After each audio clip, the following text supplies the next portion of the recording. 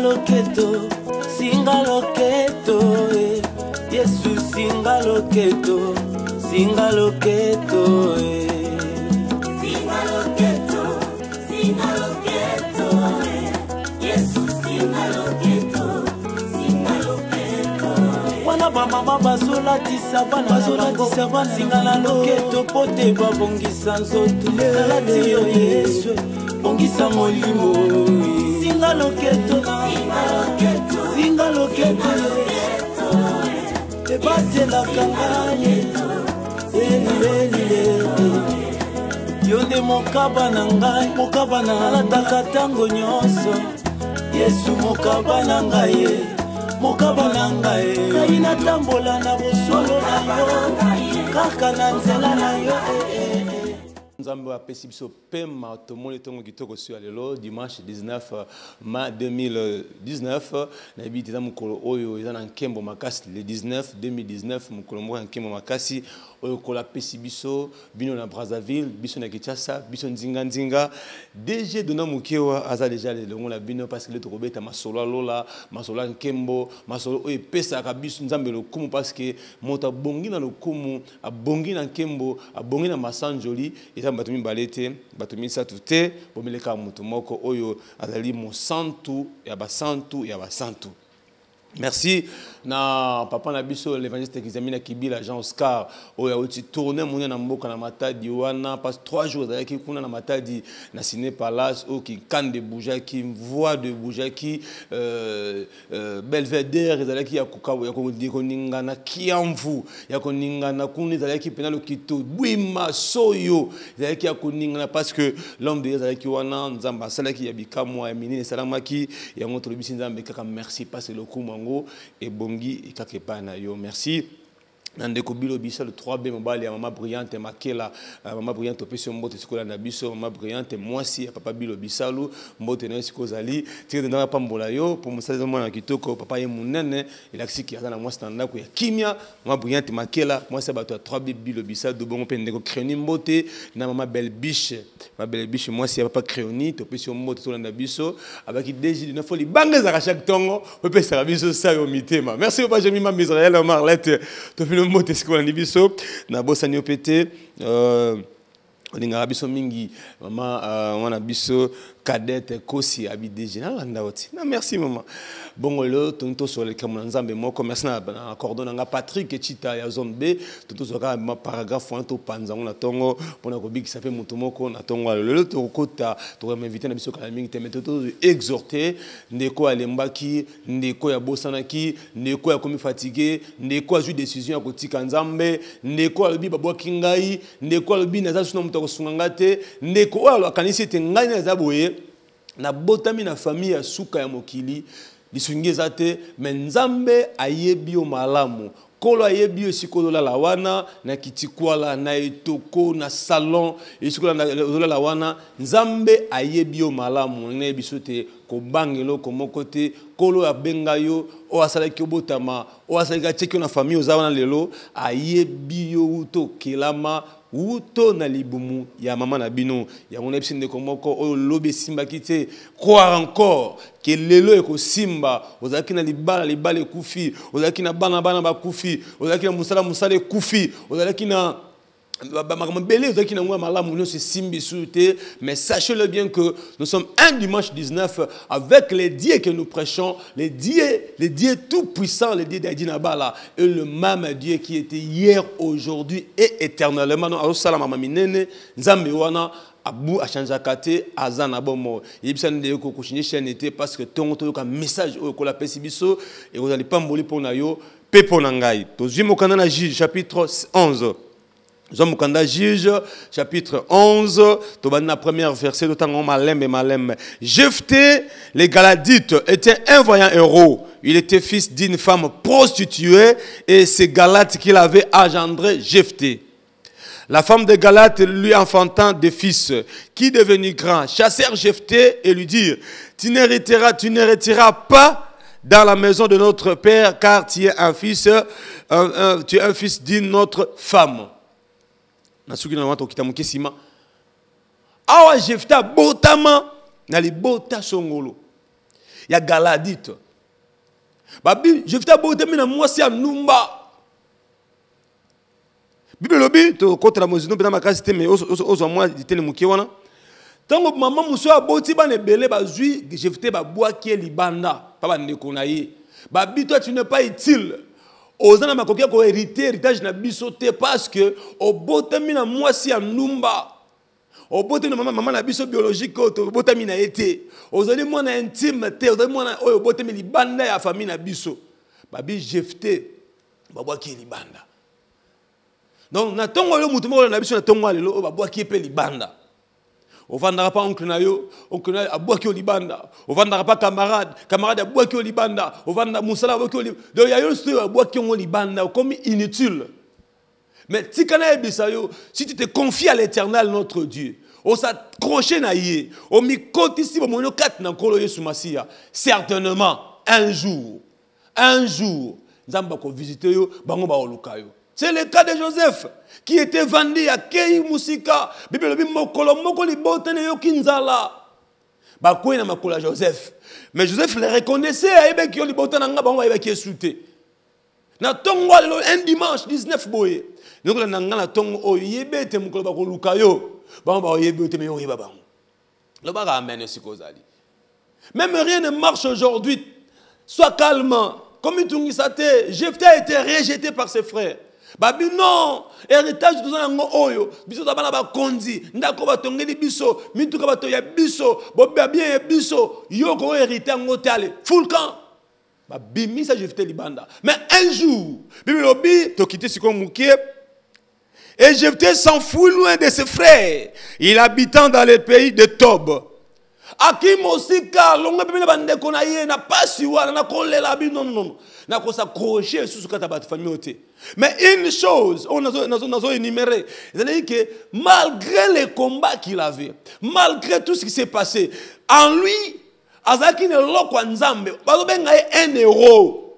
Donc toi tu es un héros, les combats que tu es là, c'est parce que tu es un héros. Dites amen. Bitumoza na ngwa no moni mbala adobundi wana parce que za héros. Moi ça dobundi wana oza héros. Famille dobundi wana oza héros. Ba mona étoile les akats na yo, ce que vandi wana ko déclencher miracle.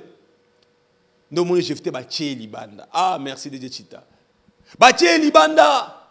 Ba tie libanda parce que la inutile, mais parce qu'en lui il y avait quelque chose qui était caché. Oh ba mona ngo, nene famille ba mona bando ba mona rayu. Abike bilo yo lobby, alors la prêtre monnaie ne torotike kimiate. Neko lobby, alors la femme d'affaires monnaie torotike kimiate. Toi tu te dis mais ba combattre n'a pas. Tu sais que ba bundisa yo y aura un moment ba luka yo. Maman, attends on a libal do bota bana tena botité les lots, non ça dit 3 à 5 ans 10 botité. Quoi encore? Ni manzambe et te tango kokokisa moko bota. Ne koza c'est 30 ans pour la bino bali na noté. Ko bala noté que ndambatik yote en toi il y a quelque chose. Oye comme la tango na ngo o mokile ko bate azaki utile na mboka oyo.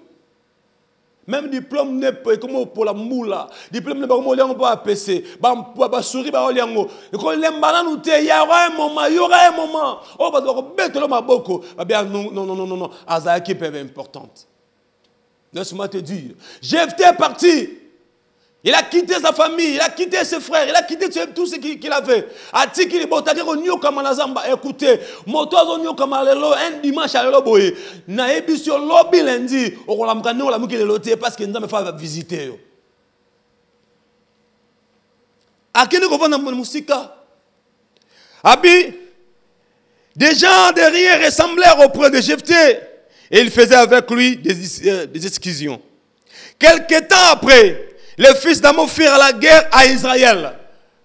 Natango mouké tant que Jephté kenda ki a mama moindi. Kala laisse-moi te dire, famille mama ba lukayo, mon bala ba lukayo, moi ça ba lukayo, o sutuka bi mes garçons kaye, filles on kaye, famille on kaye ngo tenzamba ko visiter yo ko zala étonnant.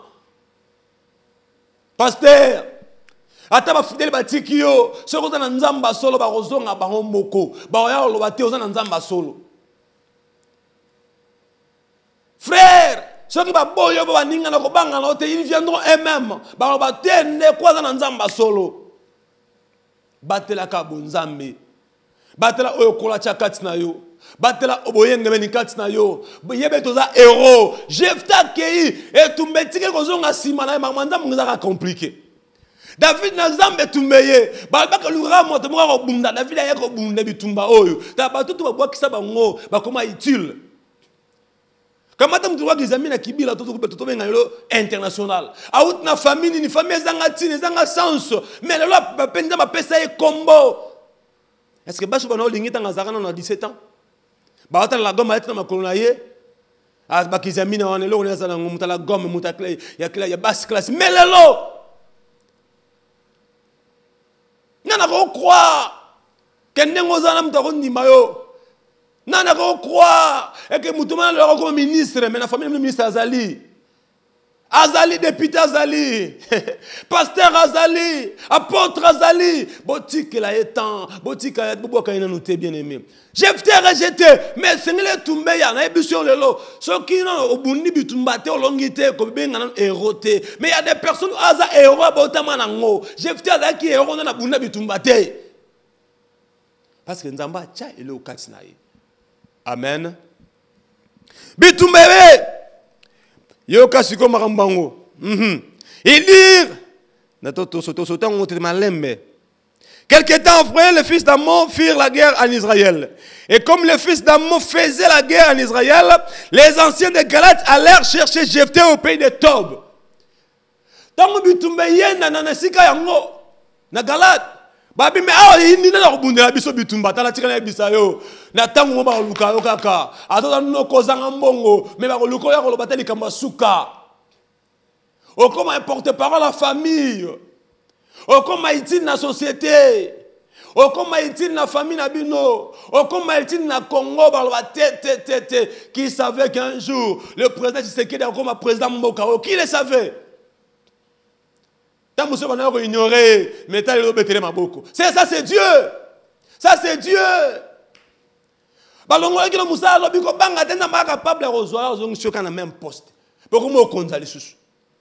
C'est possible.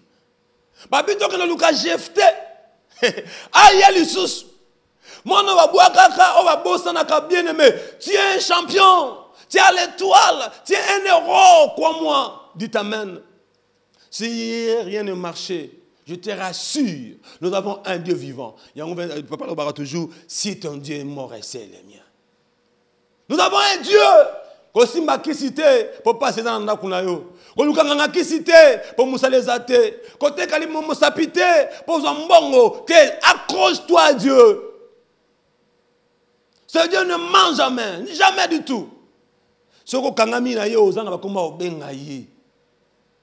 C'est quand même il y a osana comme au pesa ye comment nzambe oza muke pona yo mukolo kuta na ye komba Elohim ozala muke pona yo mukolo mona ye kombo soki ya Seigneur ozala muke pona yo ozanga comme au pesa parce qu'il est trop grand que tout le monde il est trop grand que ce monde babi to luka Jephthé garçon avanda on est avanda na malaise oh babwaka la bango ye tala le garçon mo fa luka yo fiancé na kalafa lukayo patron na kalafa lukayo musala kalafa lukayo ma camarade na kalafa lukayo parce que va comprendre que yo no la solution ba mo ba faut ça. Ah bah ici Jephthé il dit à Jephthé viens tu seras notre chef ta dans baoya 3b baoya biso te bilo ya ko sunga biso ba biso ka bilo so ko sungi biso. Si on dit oh, comment on continue biso? Ah, dis-toi, je suis un champion. Je suis un chef. Oh, comme un chef lobby. Si réellement, on a le loko ensemble, si on a bundi sur le lobby, comme on continue, on va proposer comme souté. Babi ya kaka. Si on dit mikaka, oh, comme un chef na biso, mais t'as la moto à boire kaka. Basundola ye, azangana itil, balalese libanda, apola mvula, anyoko matamulai, mais ba bazo rassurer que lelo soko ndimi to komité bisayo, o komi chef na biso. To komi na katika tia mvula. O kasite de simbite ya yo ezali. To komi na katika tia mvula, nous sommes en 19. Mai 2019. Année l'ingesila. Bato bazaki ba promesse, ba prophétie. Si réellement t'as prophétie ou t'es panzambe, rassure-toi et koko kisamakaka. Et qui savait que Jephthé pas qu'il faut alukaye. Maman, aujourd'hui la mwana mbana na kuna ko bwa kaina nute. Ko bwa kaina nute. Po yebite ni zakati na ye. Papa, maman yake na bana na kuna ko bwa ka bango na nute. Po yebite nini zakati bana wana. Le ba ko za ministre ba ko sunga yo. Qui savait que Jephthé faisait un susu? Il y aura proposition. Ce qui doit être bien les cam. Et à cause de cam ko so na te, o ko maka mokonzi na biso. Ah my God. Et nous combattrons les fils d'Amon. Jephthé répondit aux anciens de Galade. Jephthé moto baka ko luka boka bango boka kai. Ba monaka inutile. Ne boka ki opema mukolo moko. Mais il faut pas sengo pardon. Ba biso non tu fais mi limbi sangai. Ah mon bien-aimé limbi sangai. Ozaki no innocent makamwana tout. Biso to ki cause makamwango. Nzamba ko sala ngosala na vie na yo. Si tu crois dis amen. Adina bala disait toujours si mimi ngai te nzambende. Vous ba fuka mela lelo. Bato ba tonga kona nenga lukuta. Basala ko ba comprendre nenga lukuta. Ozaro no pe innocent. Mais nzamba ko simbetelo. Mutu mo akota la famille na yo. Mutu mo ba luka yo po yo za utile lelo. Jephthé. Ya. Toi aussi ça versango. Jephthé répondit aux anciens de Galate. N'avez-vous pas eu de la haine pour moi? Et ne m'avez-vous pas chassé de la maison de mon père? Pourquoi venez-vous à moi maintenant que vous êtes dans les détresses? Alléluia. Wana motuna kotuna bango bino bengana nga papa na papa nga bo komisa bomona nga loko pamba obenga nga illettré obenga nga invorien obenga nga stérile obenga nga l'échec botika nga libanda melelo boluki nga. Pourquoi? Je te dis une chose, na Brazzaville na Kinshasa nzamba di na bala nzamba kizemina kibila loko simba moto moko o asolo mabe asengo pardon aluka au secours parce que ce Dieu là ne m'a jamais. Si Jephthé a été héros, si Jephthé a vécu la gloire, si Jephthé a délaissé notre Dieu est capable. Jephthé a lokotayo, a peso valeur, a peso utilité, ba honorer yo, ah bien aimé. Au bout de la 4-5 la maria baba la hote, famille se cabino, les botte quartier c'est qui, donc ba lui on a lelo à honorer yo. Et bien aimé. Jephthé, babou akaye, mais makine olukaye ba momoko, ba olukao.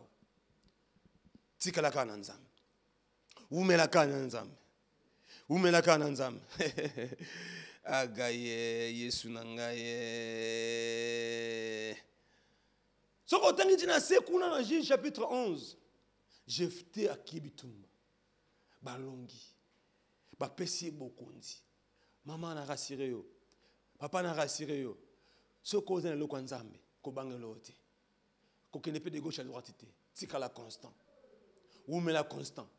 Tika la nzambe wana parce que notre Dieu est le même hier, aujourd'hui, éternellement. Si tu crois, n'exaltation ton alo, le baka gloire au Seigneur. Le ba amen. Nzamba za bien pour na yo. Nzamba za bien pour na yo. Nzamba ze sengo pona yo moto batika kana pasi ya moto baboka kana ta musu yenda za itili na famille et moto musu akola kizengi ba mona quartier inutile lote mais yenda sali famille ne comme malamu moto na komisa sa famille est prêtre et lokote parce que panzambe akola lokote loko ezanga tina apesha ngo valeur. Ah notre nous avons un Dieu, je vous rassure, nous avons un Dieu. Il n'est pas comme votre Dieu, la petite Dieu là, non. Oh, biso ya munama munene anzamba solo atanzambe na nguya ogozanga maloba koyebisa ye o muta oyo kata tuni muto azoremi azali baba azuli boma okozolo banzambe no za malampo nanga kola pambola biso yo ni message ya tongo lelo sur le kola babara kio nzamba capable de kokamata yo apeso utile apeso valeur na quartier na famille nesika sozali nzamba peso valeur parce que nzambe na biso azana bamo. Et c'est qui est dimanche 19 mai 2019. Merci Nabiwa Nibiso. Ce qui message Simbio, Kobanga te numéro 1 Benga Biso, ngala sambela pona batute ngala DG. Sambela pona batute na DG pour biso de bitique pastoral, déjà ko sambela pona batute. Ne passer moi pas moula supérieur, papa ko la pas moula supérieur te. Tu fais mille. Pas moula supérieur te, supérieur n'a pas moula inférieur. Papa to pas moli papa examine, yo moula examine nini. Merci beaucoup à tous les branchés de la RTP. Ça, c'est l'éthique pastorale. Au moins, le bilo.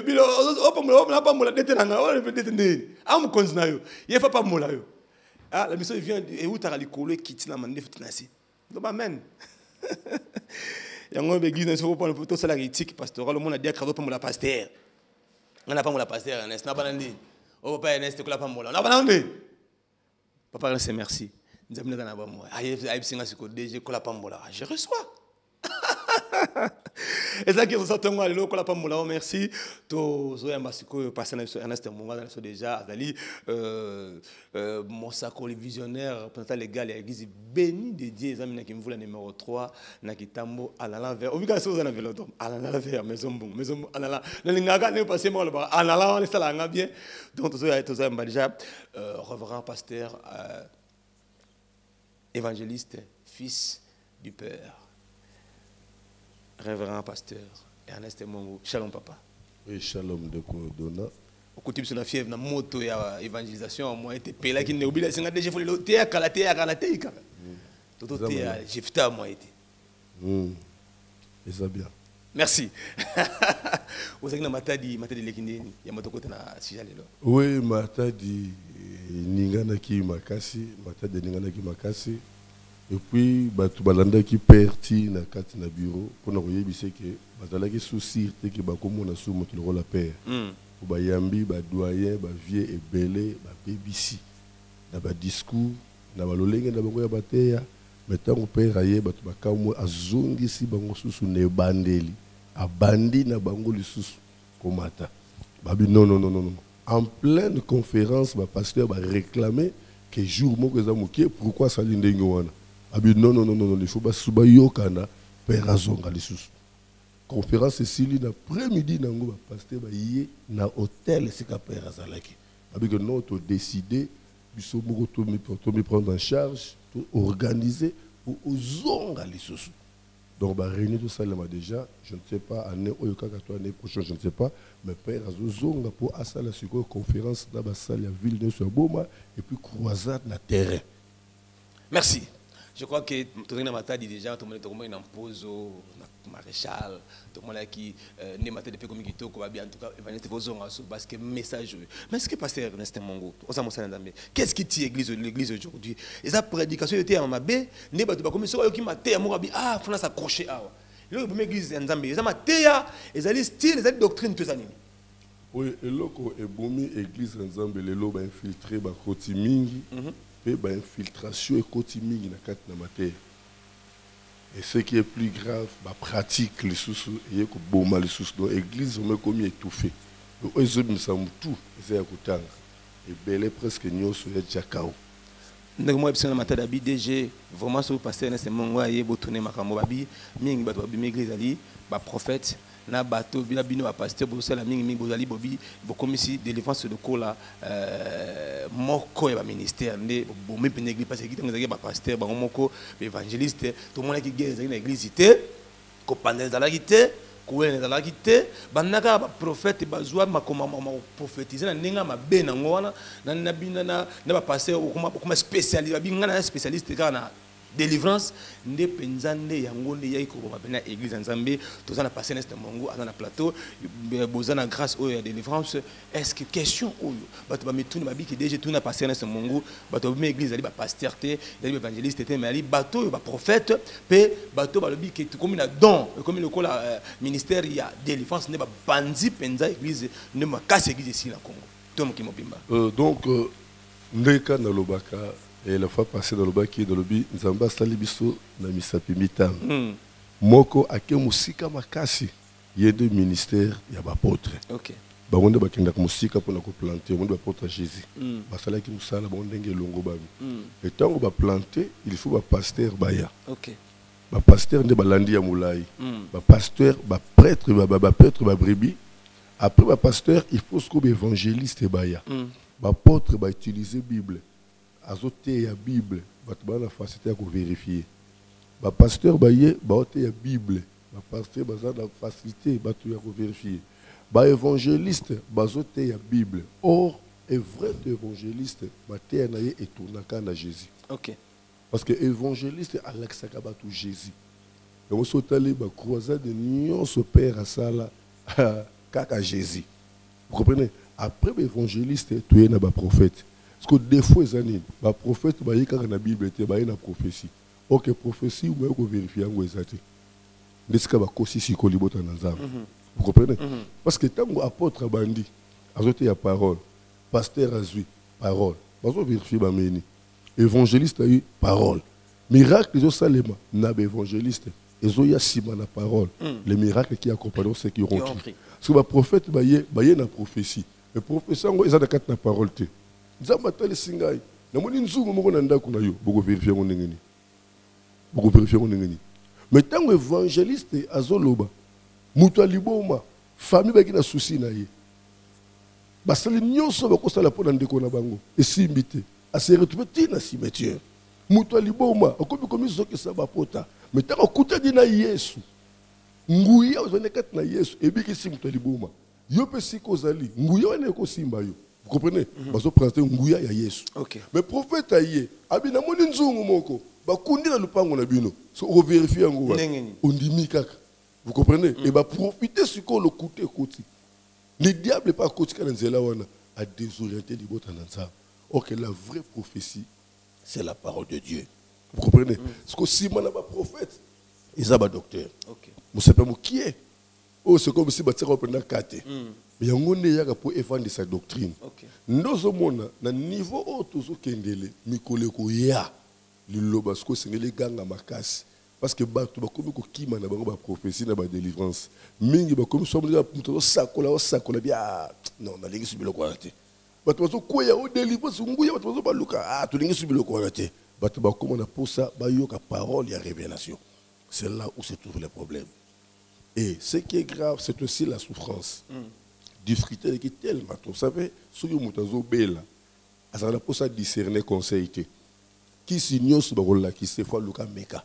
Parce qu'il y a ce qui dépasse. Ne m'en pas si et bomi révélation. Pour le cas, même il y a Jean-Baptiste, Moutalibosa découvert que Jésus-Christ était l'agneau. Mais tant que tu es en prison, il y a bien sûr qui était Jésus. Amen. Vous comprenez? Alors, tout le monde, est-ce qu'il y a un défaut? Mais il y a le bagage qui est. Mais prison, et bon, il y a une révélation. Nous avons battu tellement pas chez l'équipe, il y a un discerner un message. Comme le cabas, le cas de Moukousse, il y a une délivrance, il y a une prophétie. Et le diable a compris des stratégies, le diable a côté ce qu'on a fait une église pour gagner ce qu'on facilement. Donc, pasteur Ernest Mongo, comme si par rapport à Nengoto Fong, la Bissowana Toloba, les 5 ministères, mais comment peut-être que prophétie a eu impact à dominer l'évangélisation, évangéliste, à dominer le doctorat, à dominer le pasteur, à eu ampleur à communauté. Recevez, na moni, et l'or boissem na kuna yo, azomona, mazomona ndengenini. Parce qu'un prophète, à cause d'un messageité, ou na Biblia, il faut que nous créons la moutouna, même nous fondons la moutouna. Mais la prophétie, c'est aussi une révélation. La prophétie, c'est aussi la parole de Dieu. C'est lui qui prophétise, c'est celui qui parle de la part de l'Éternel. Vous comprenez? Alors, ce qui est ministère prophétique et ce impact Yamakasi, c'est parce que Batou, Bazana poussé un raccourci. Et ce impact Yamakasi, parce que Batou Bazan enseigné.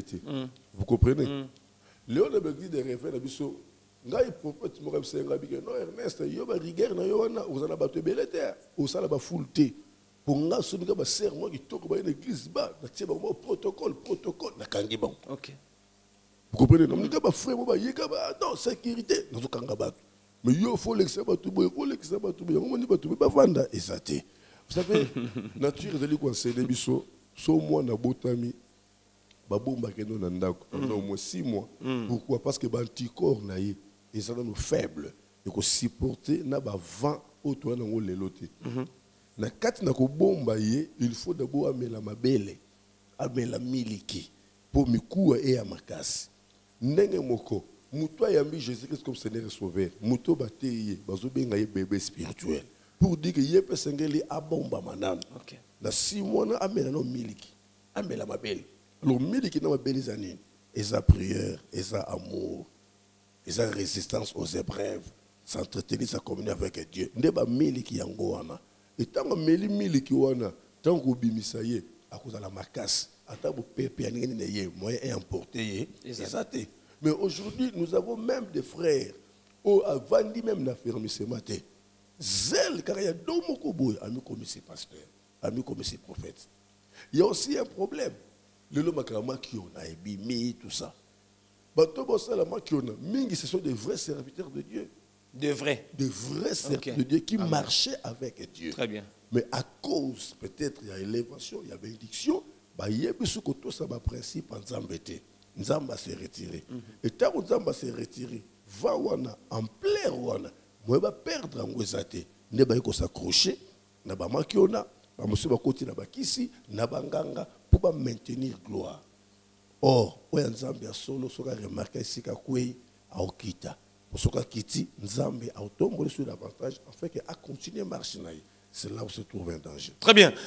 Pasteur Ernest Mongo, qu'est-ce qui nous a question le biwana tant que nous azaki na Nzambe nae. Nzambe va utiliser. Quand est-ce que Nzambe tika kamutu pour mutaki ne soit makiona? Esprit bimaka na leso munini. O que Nzambe go se retirer pas ya prophète, abina ko le bleu souté et même ça Nzambe azaki makasi, Nzambe mikat na c'est quand est-ce que makat na pour à côté na banzela musama ya molili. Vous savez, oui,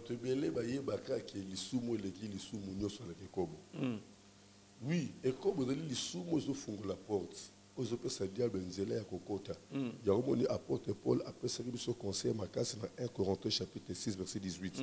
Avec fouiller l'impudicité et quelques d'autres péchés. Il y a une différence. Mais na katine ko bunzamba limbi sa femme adultère. OK. Na katine ko bunzamba limbi sa femme adultère. Pour dire que les sous-mots et les qui m'a bé on zamba ko rejeter moto et ça les sous-mots à trahison. Amen. Les sous-mots à trahison. Pourquoi trahison? Parce que nzamba ozote abiso to limbisa lelo. Yeso te to limbisa lelo. Mais depuis Lucifer a baluke la ye na lola. La Deutéronome pour l'Apocalypse chapitre 12 verset 7. Lucifer a combattre nzamba, a convaincre ba ange simanaye, ba combattre nzamba. Ma casse nzamba leki a rejeté na se. Ti le nzamba limbisa été. Ti le nzamba limbisa été. Même na pouvoir aux alaki na ngo nzamba boya ko pouvoir wala pour sa pesa ya tikela yango. Tilelo. Trahison. Trahison. Donc, tant que déjà pasteur, azo biman libanda na nzambe, pendant que te ya makamo nzamba tindi ya te ya te, koloba o nzamba tindi ya loba te za trahison. Azo trahir Saint-Esprit. Le péché contre le Saint-Esprit, c'est un péché qui n'a pas de pardon. Amen. Péché contre le Saint-Esprit, bien aimé, c'est un péché qui n'a pas de pardon. Pourquoi qu'il n'a pas de pardon? C'est une trahison. Ozo kosa na kombo ya Saint-Esprit, obimi na marche ya nzambe. Yemoko Yesu azoloba na Jean chapitre 15 verset 5. Albinga na nzete bino boza étape. Étape ko longwa na nzete. Et ko bota mbuma te. Donc akolimbi sauter. Soko za étape et so longwe a boto lombo longwe na ngote. Vous savez sur l'étape manga moko pepe quoi ina ba manga bato bakolanda bakobuka ba manga ba manga ko sila mais nzamba ko limbi cette étape on a te lokola longwe a bota ka sombo mate. C'est une trahison au longwe ndenge nini. Vous comprenez? Ndé o moni ba pasteur ba bimi na volonté ya nzamba ba komo sala contre nzamba ba trahir idée de théologie ya nzamba yeba yango. Ce sont des pasteurs au bakouzwa bulimbi samina masomote. Et les bango ne bakomi ko collaborer na banganga na bakis. Na ko psayo soko une église lelo autour témoignage il y a délivrance. Il y a mwana biso boko na église. Mwana wana akenda ki kozwa kisi. Et kisa kende kozwa et pas nganga, le kisi ya séduction.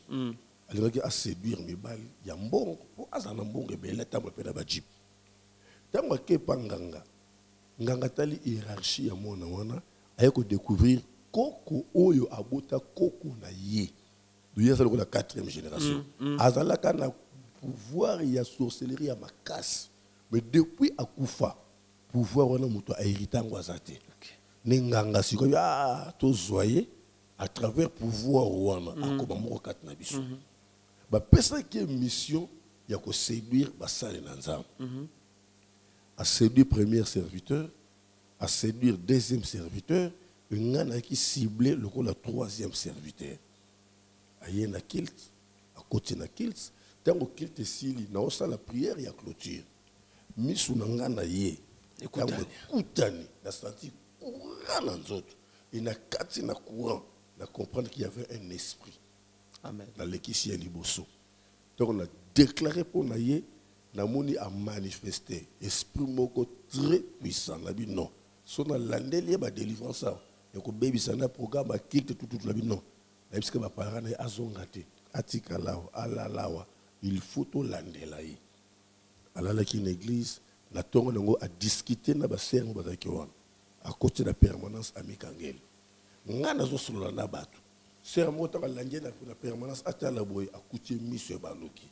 Ba benginga eh papa ya kotala nini talera boy. Monsieur Baloki ba melinga ye likolo. Yaya to bandi délivrance. Des mois bandi ko seka. Ka.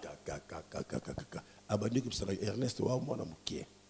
Na yeka pona sukiso. Onioko linga mingi. Na tindi ba depte na ngai ozo détruire. Mission na ngozo bebisa lelonga na ye pour exterminer yo ndeko dona batu ba kima na église na sala boye atomboki okopesa nga kanda na yebisio batu ba kima ayebisinga ni alubi kombo na nga madame Laline ngam nazo diriger monde ya mai ba pasteur belozo mona ba osala succès ba délivrance miracle bana ba foule bazwaka nguye pananga na yé pour exterminer ce qu'on meki na yebisio dona mai na makile ninga na nzoto ce qui est la présence d'esprit ninga na pakata pour ba former une songa na sela la délivrance na sali yango mais esprit au fur et à mesure na osala azotomboka davantage mais na lebi malama bomela nga likolo ya strade na fukami na yebisika nzam Seigneur ma commune yo lobi esika makasi na biso esili ya yezo bande wana ngai Ernest Mungu lelo na suki yaka ko intervenir na bandi ko adorer tango na bandi ko adorer na zoyo ka esprit wana bazo discuter na nzambe na zoyo ka nzambe te mais na zoyo ka ba réaction esprit wana kati na ser wana Ernest nde nani na oke na yo lelo na ko suki saye na ko détruire lelo ngana ko kate na ko banga ba ange na ote ba ange na bosanga lo kote na lobi ba ange na ba ko sala ngelo kote esprit azoloba na zoka nzambe te mais na zoka ba réponse esprit et na soka non na lingité non e ko sala ba boyete soki olingi na zo mwana ye apesa nga mwana parce que ser nga bota mwana moko a libérer ser azo mwana na ko soyete na ko zo mwana te lokuta tokotala na sala postala ataza mosala na yo na ko banga te ataba ange na yo na ko banga bango te discussion après na suka do ya gangi tika na kende na muna ka sera matil ko la pumba bamba mina se kao wala nga koto zamba limbisanga na adoration mais motema no sentike mokozo ba etumba le kumezo ka pana yo oyo ko ya na limikaka na zoko adorer na zokengela koto makambo sala mandenge ni et na suka nango na moni sikoyo batima motema ne bandi ko zonga normal ti na yo kote le misai nde abandi ko yambola pour me dire que on a dimanche bien qu'il y a non semaine non tout ce style sikoyo la tongo ya lobi nango OK abandi ko yambola ayebisinga que akenda kokuta na sirène na maika ya makelele auto traversaka ba réalité zebele na mokili alobi na 0 heure akenda na mai so komi na mai alongoli bilamba atikali ni akomona tourbillon na mai esprit serein abimi abi amona ko mwasi munene mulai sukiti na se mais moi t'es na miso c'était parce que miso moi sur de ko beta éclat éclat donc pour dire que makambo délivrance bandeko nanga eza makambo solo les esprits existent ce sont des vérités biloko to na ba film na ba nini eza makambo solo parce que témoignage na zoloba eza makambo na sali c'est vérifiable la sœur est là a témoigner dans la chaîne biso na YouTube ba de ko bele ba yima kam na zoloba ba pasteur oya bimana bango baza awa na Kinshasa moko ko histoire yeba dete moko église panzana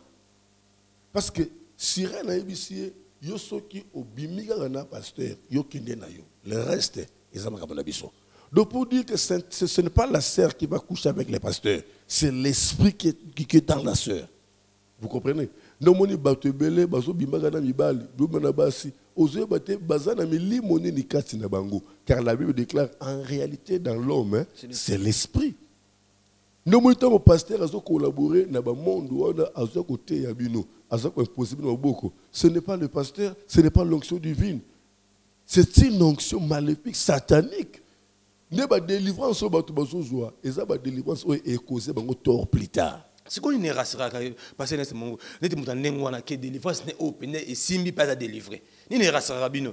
Pour le monde que au c'est des pratiques mon côté obika ko sambela. Est-ce que les esprits attendent au sambela que bimba moi faut encore pratiquer. Comme ça la maman mai ba mungwa ba bougie le n'engwana pour c'est que bimi penza. Est-ce que qu'est-ce qui vous rassure que milimo de sambela encore boy mari de no bimi femme de no bimi moi soit tikali pena na kimia. Il y a des délivrances dont les esprits ne se manifestent pas. Ce n'est pas tout le monde qui est possédé par des esprits. Ils ont un esprit qui est mais ils ont un pour naï.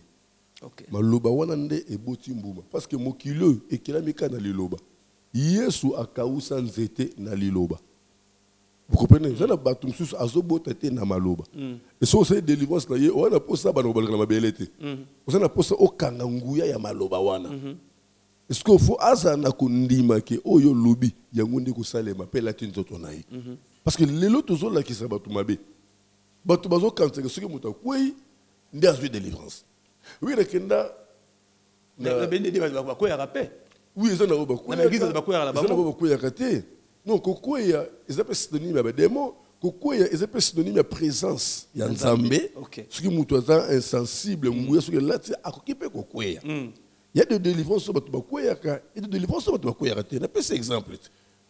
Ma camionne sur marché parce que Baloba m'a bé pour naï. Pourquoi? Parce que yo kangingouya maloba baby siango. Ce qu'il y a au quoi la nuit. Ce que influence ou un des autres, c'est que ce que Batubakoya n'est pas délivrance seulement. Non. Ne serait diable à profiter. Batubakoya va délivrance. Bien aimé, nous ne sommes pas venus ici pour se faire valoir. Mais nous sommes venus ici pour prêcher une petite connaissance que nous avons. Amen. Dans l'église, la délivrance est belle. La délivrance. Or, que bisou na bien dédié, tout l'inga au cause de 5 était la délivrance. Tu côté ça mort comme il balait par hasard misat. Parce que Bango va côté c'est plus de 50 personnes, va côté retraite la délivrance. Si quand on se côté certaines délivrance c'est bandit, na mon frère, ba sali mo cercle. Obenga sko moko Marguerite le kota hôpital Karal moto bima nabimi ah bata bagwa le cas allez kuna ser me fikota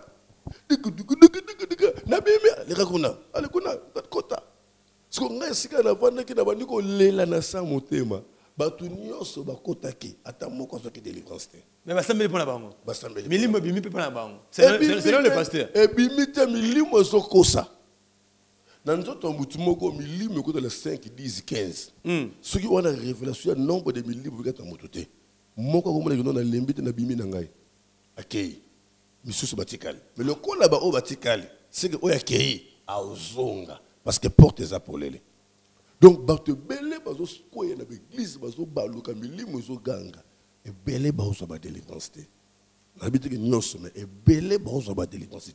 Pasteur a influencé na mungongo ya esprit na bimi na kei tika na kende na tikiye on a dit bazo seka siko oya répondre na ekati a ko to ya bimi na bimi akei mais siko oyo pe bosameli pona e a répondre pe le remonter aneka bouche fermée wana on commence à voir oyo pena milimo pena e bimi tiki no tonai parce que le bino pe le roté on a Jean le cas 39 ko bilo le cas.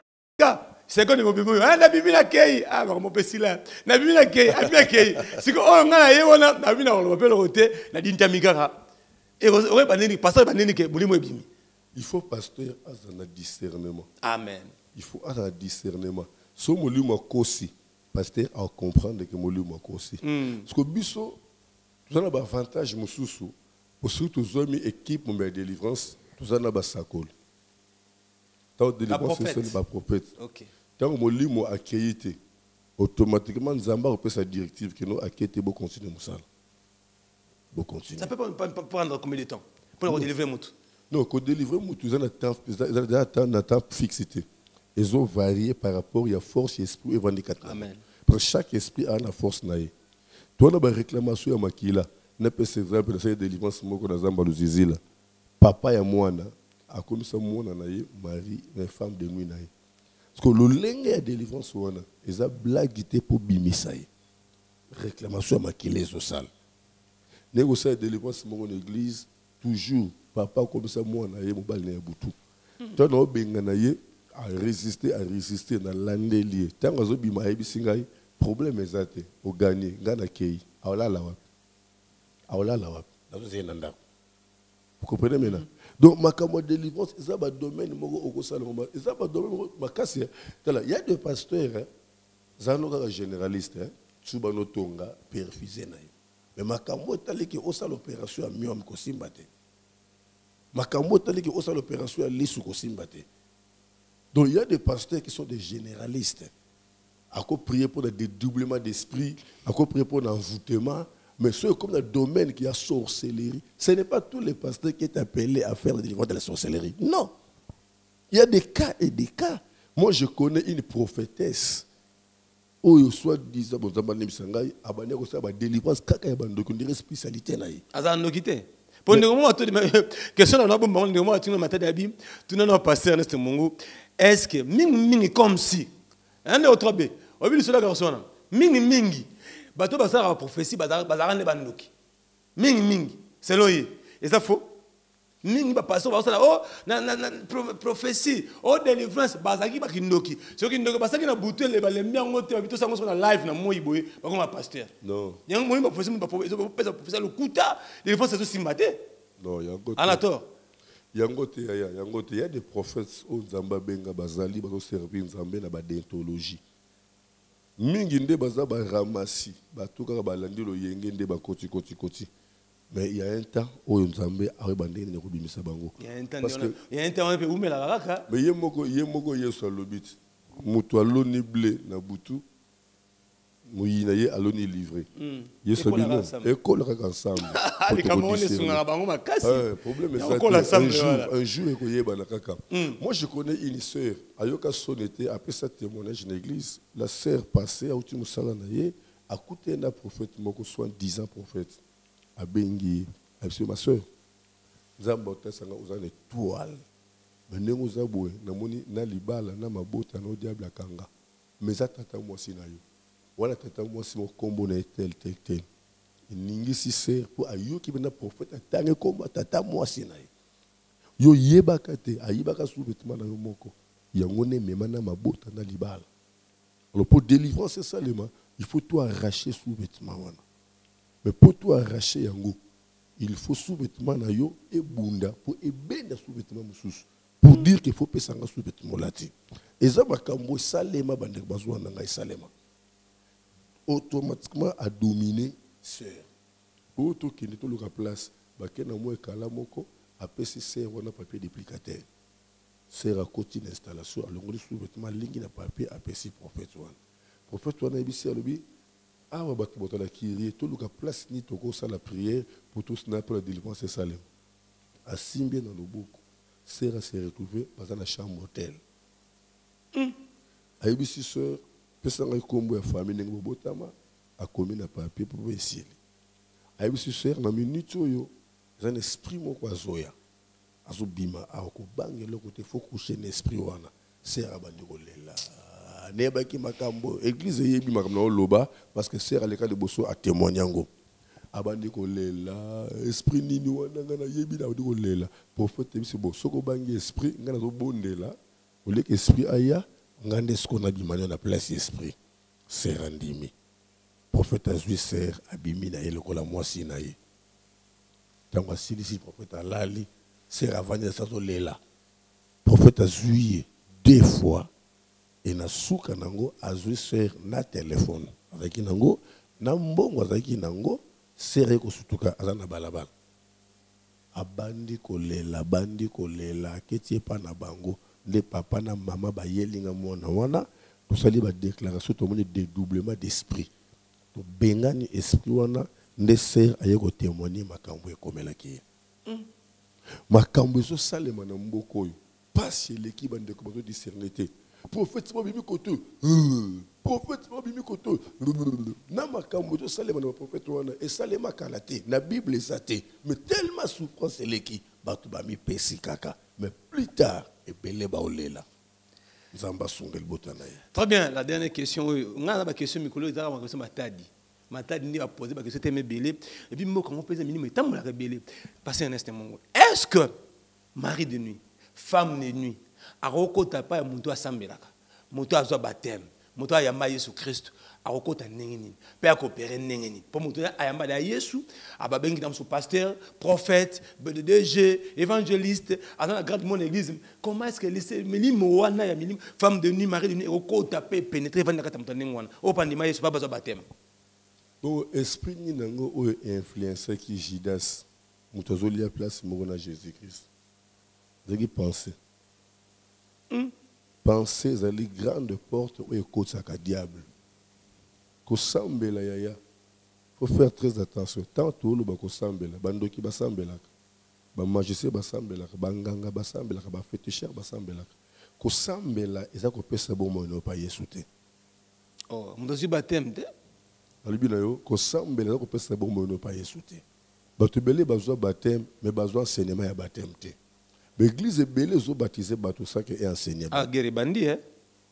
Guéribandi, parce que. L'église est belle, ils ont baptisé tout ça qui est enseigné, c'est quoi les baptêmes? Baptême, n'a pas danger.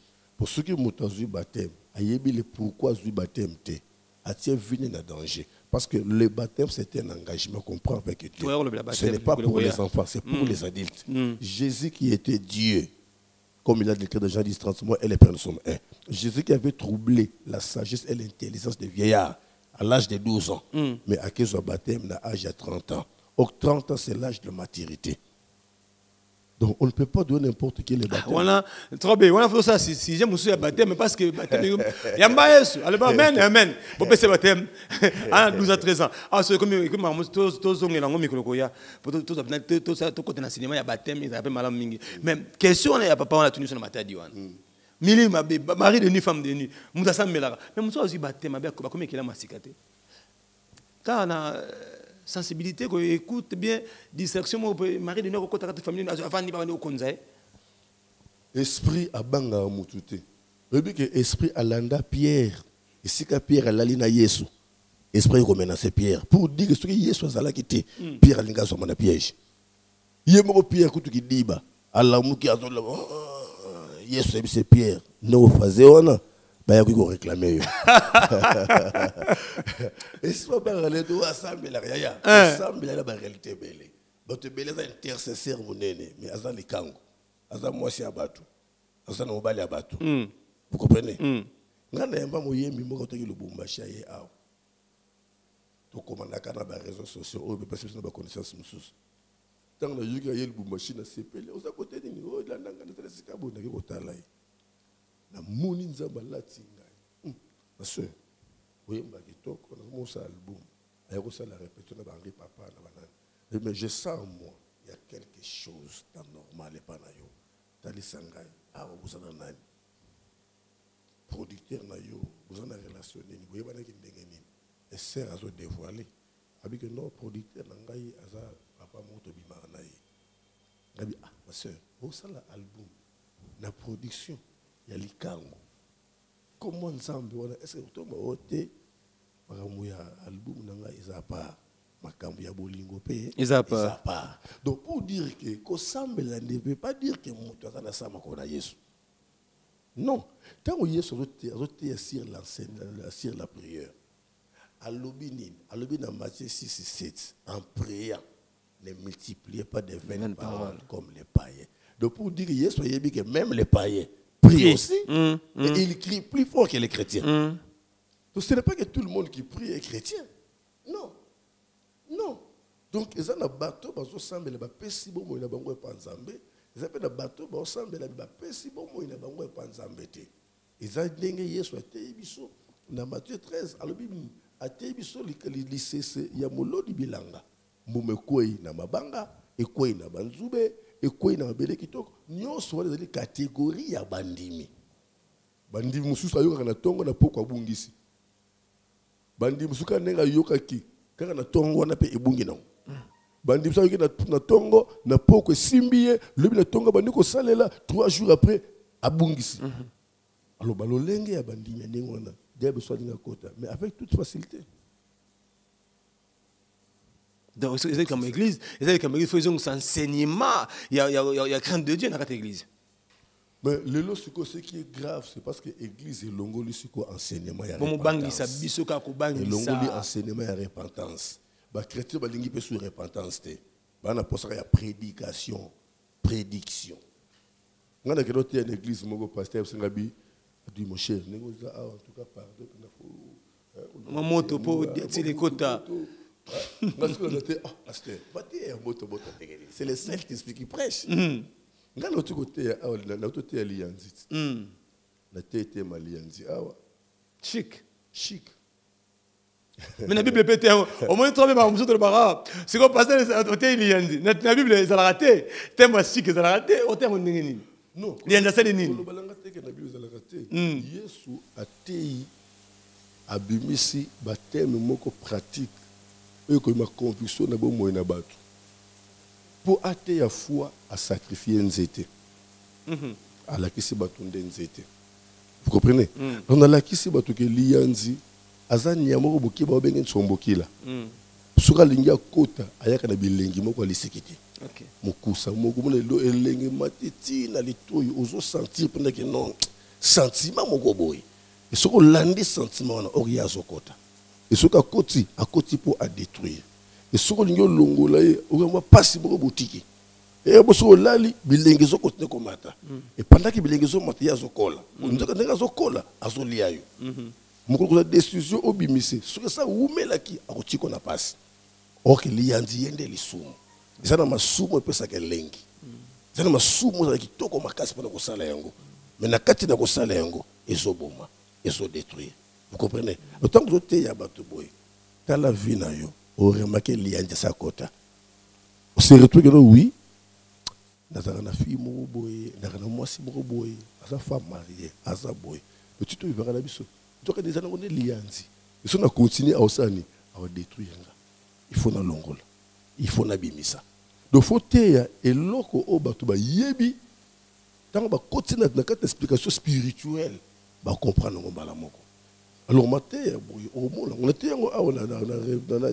à 5 heures, il y avait un papa qui m'a appelé en me disant que depuis la bande de Sambela, la yoka matéoté. Mais si moi, je suis mingi, mais je suis décidé cette fois-ci. La terre maté repentance na radio moko awa. Moi, si moi na Brazzaville la bengi, abina moi si qui toko nengozo monanga. Mais na bimarana mobali ya batoza mokonzi. Mais à cause de Mathéo, nous avons eu des décisions de boyer mobali wana. Mais à boyer mobali wana, nous n'avons pas sungaye à zoli bali kitoko pas bengi ça na kena tina Brazzaville. Après ça on appelle une offrande d'action de grâce.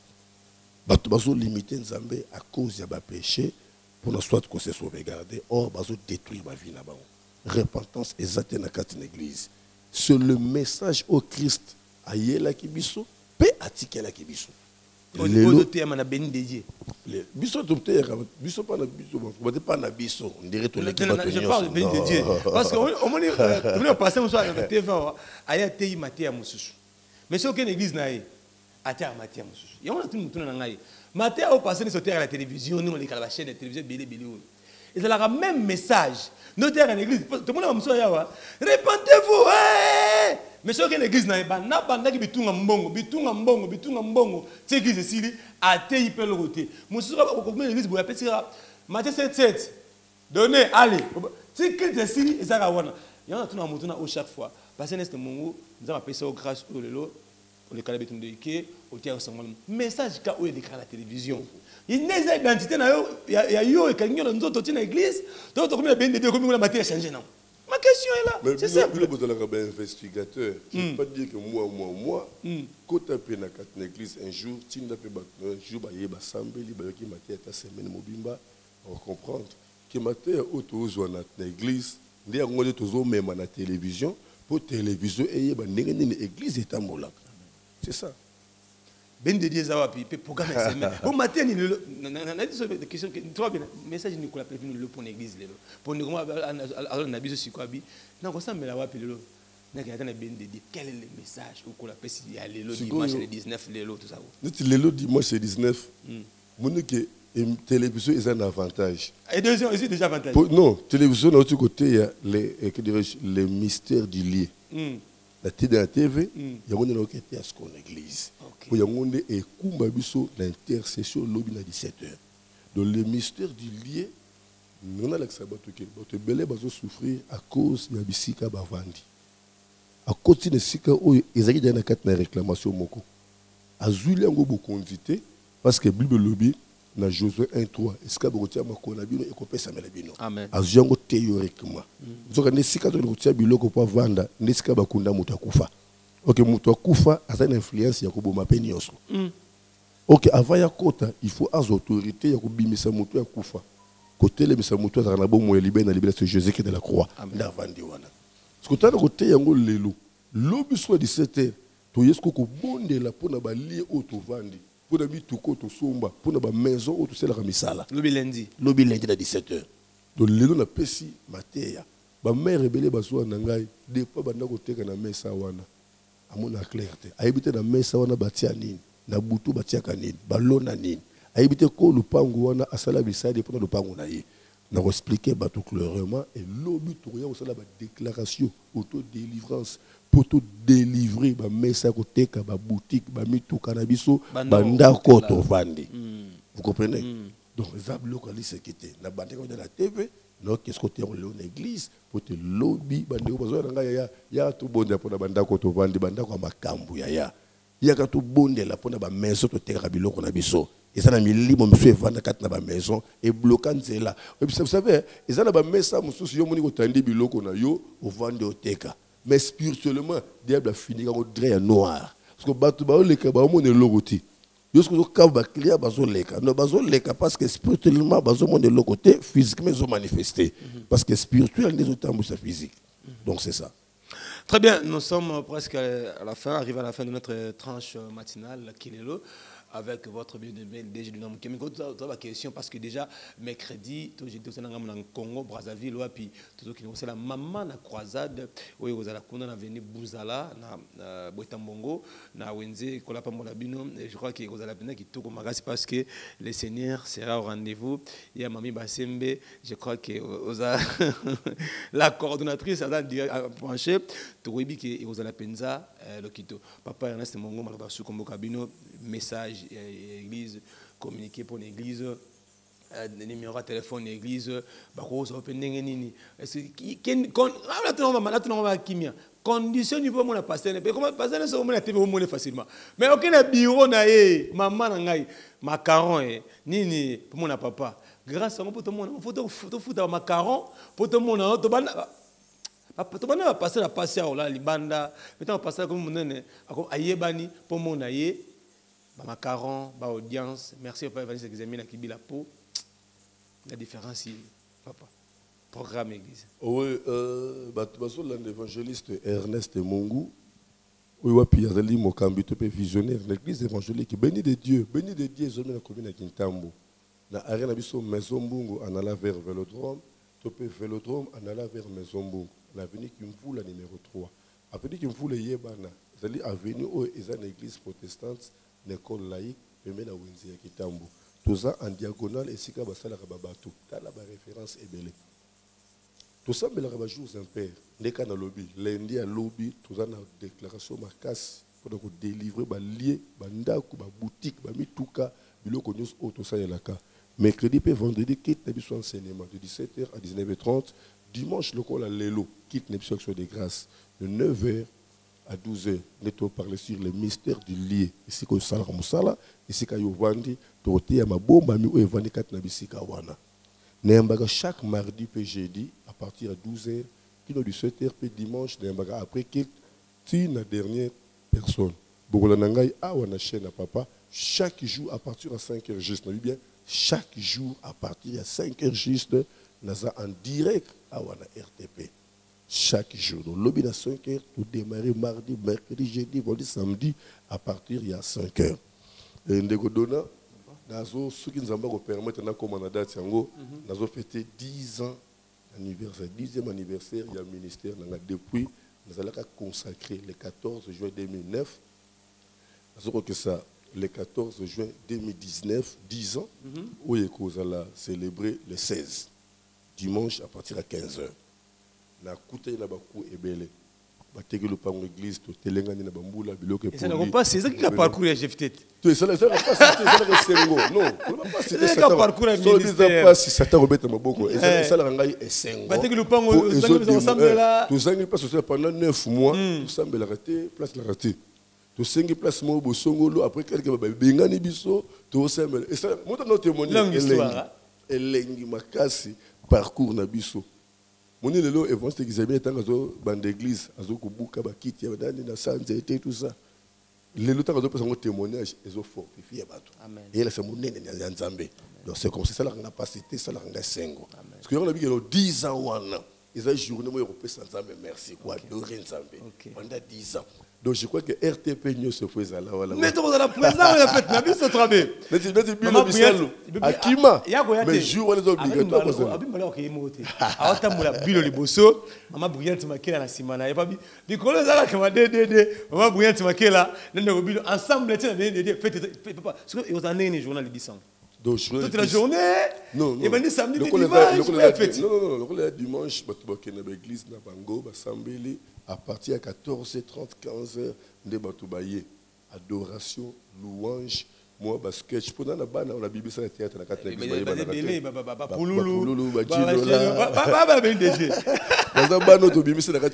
Alors, on ne pas là. On père pas soya, père à Monique Noir, moi, vraiment. Autant on père à consacrer l'équipe dans moi, le quai tout boyé. Ce qu'on a tenu, moi, on a fungua, mi a tenu musala. Papa s'équipe. Amen. S'équipe avec Seigneur, merci parce qu'on peut se gagner moins. Donc c'est ça. Il y a un moment tant papa a construit biso, papa a dédié temple. On peut se papa cadeau. Si quoi comme tu as papa après ça moi un cadeau. Pour moi la vérité. Très bien.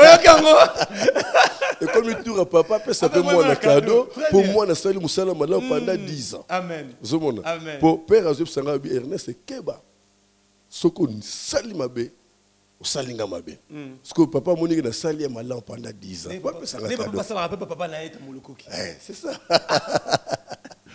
Merci ndeko. Numéro de téléphone pasteur. Tout ce que nous bongo saba quitte na biso déjà ba dimanche donc ba ndeko tia ba rejoindre biso boko benga ngai na 00243 89 75 15 851 00243 89 75 15 851 81 42 17 534 09 98 43 67 45. Ma fidèle émission na bonde la pour nabino bomo na loboko nzambe bomo na makambe belé bo CP na matière na biso et fortifier bino sikoyo na 4 na 10 ans oyo attaque cadeau boko yela ngati le 16 juin numéro 3 na commune ya Kitambo attaque cadeau ya pamba boko yela ngati ba fidèle émission vraiment merci na ce plein de godona ngala mimbe la joyeux anniversaire ngala lote tout bon on les dit merci na pasteur Estemongo pour la disponibilité na bino depuis aux alatongo ko ya kawana mais ça peut-être ya mutati ala mukara 5 pasteur occupé côté ya izape to pesino longoni apona yango merci na ba merci à travailler le Bissau na Brazzaville na bito qui déjà jeudi to comment Brazzaville wana to na président Désiré maman Kapibo po bongo ça esika obro yamba bana na nzambe bande ko RTP to 4 tele mebele wana papa biso Augustin Loyengo mololo bongi c'est là biso sika parce que vingt examiner bila kibila to qui déjà wana na bosente pasteur révérend pasteur Kimpioka Brazzaville feyinda parce que moka wana wenze poto bagamba ngama koso Jiri, petit chose, Talangaï, Basengo, Kuna Kintele, 3 Tu na Brazza. Donc, ma fidèle, nous sommes à Brazzaville, moi, j'habite à BRFM. Ah, mon coquille, nazoya na papa, c'est le moment pour te koutana. Ma fidèle, nyonso. Jeanne Vial. Bazatel me belé, maman Jeanne, maman Laurence, papa Daniel, papa. Boza tellement ébélé na Brazzaville, nazoya na papa, c'est le moment pour tout le monde dans les sous. Nous avons un pambola. Donc, papa, il y a trop de. Alingi pas pareil à Taraguna. Mais quand on a ici, Sopoji, Jean de Vial, Mapassi, Bengazi, sont tous là pour le commun en colo parce que Brazzaville, du 24 au 26, na Buzala, na transition à Butambongo, Tozalawana avec l'homme de Dieu, l'homme de fée, les 26 examinés. Au monde, on est au Bilo Bissab. Alors, il y a pour ça, pas Jérémy Mizaza, pour ça, Chico, donc il était déjà donné un mot, mon conducteur, la Liboso, dès que tu du Saint-Esprit, donc il dit parce que Brazzaville, il faut savourer si ton Dieu est mort et c'est le mien. Tu écoutes la vidéo dimanche chez Zogoya, c'est une émission. On appelle ça quand le Komo, merci. Na évangeliste examiné qui vit à notre Père.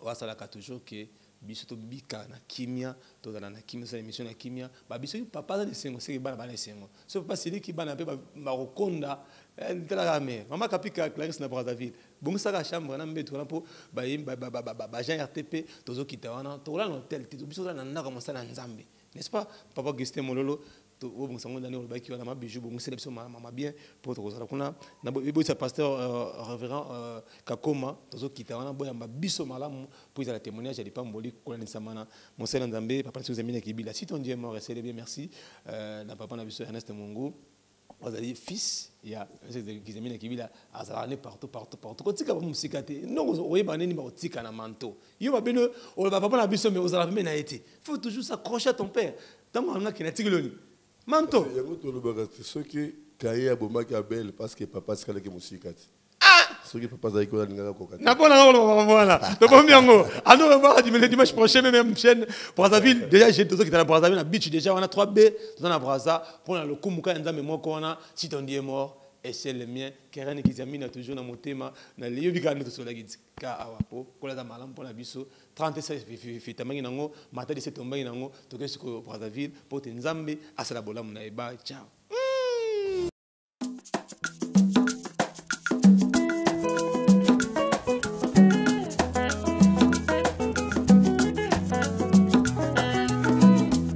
Yesu singa loketo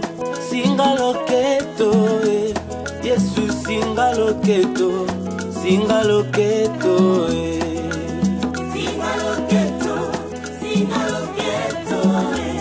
Yesu singa loketo wana bamama bazolatisa bana singa na loketo pote babongisa nzoto alati yo Yesu bongisa molimo singa loketo ebatela kangaye yo nde mokaba na ngai mokaba na alataka ntango nyonso Yesu mokaba na ngai ngai natambola na bosolo na yo kaka na nzela na yo